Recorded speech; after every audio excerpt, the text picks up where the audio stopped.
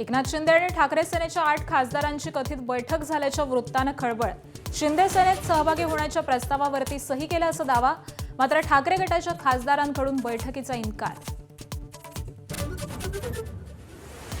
उभा चिरला तरी उद्धव ठाकरेंची साथ सोडणार नाही, अरविंद सावंतांनी शिंदेंसोबतच्या बैठकीचा कडाडून निषेध।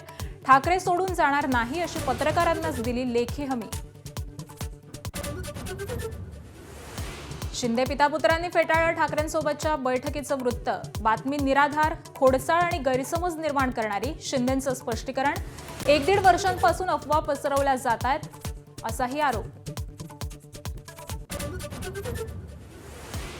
सुनेत्रा पवारांच्या प्रचाराला बोलावलं तर जरूर जाणार, सुप्रिया सुळेंनी दाखवली तयारी। शेवटी रिश्ते मायने रखते हैं अशी सुळेंची प्रतिक्रिया। नाशिकमधील कंपनीतील धर्मांतर प्रकरणातील पीडित तरुणीच्या वर्तवणुकीमध्ये धक्कादायक बदल। गेल्या वर्षभरापासून तरुणीनं लिपस्टिक लावणं केलं बंद। तरुणीनं सलग 2 वर्ष महिनाभर उपवास केल्याची माहिती।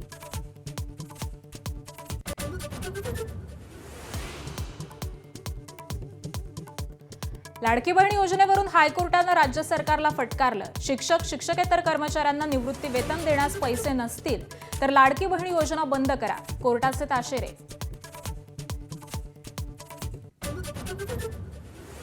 अशोक खरातची पत्नी कल्पना खरातच्या जामीन अर्जावरती आज सुनावणी। शिर्डी जमीन गैरव्यवहार प्रकरणात आरोपी जामीन मिळणार की फेटाळला जाणार याकडे लक्ष।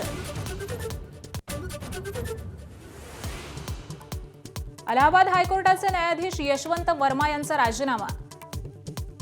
वर्मांच्या दिल्लीतील घराच्या आगीवेळी सापडली होती बेहिशेबी रक्कम। वर्मांविरोधामध्ये महाभियोग चालवला जाण्याची शक्यता।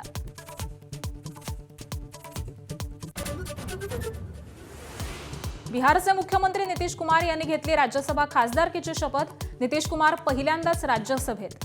बिहारचे मुख्यमंत्री कोण होणार याकडे लक्ष।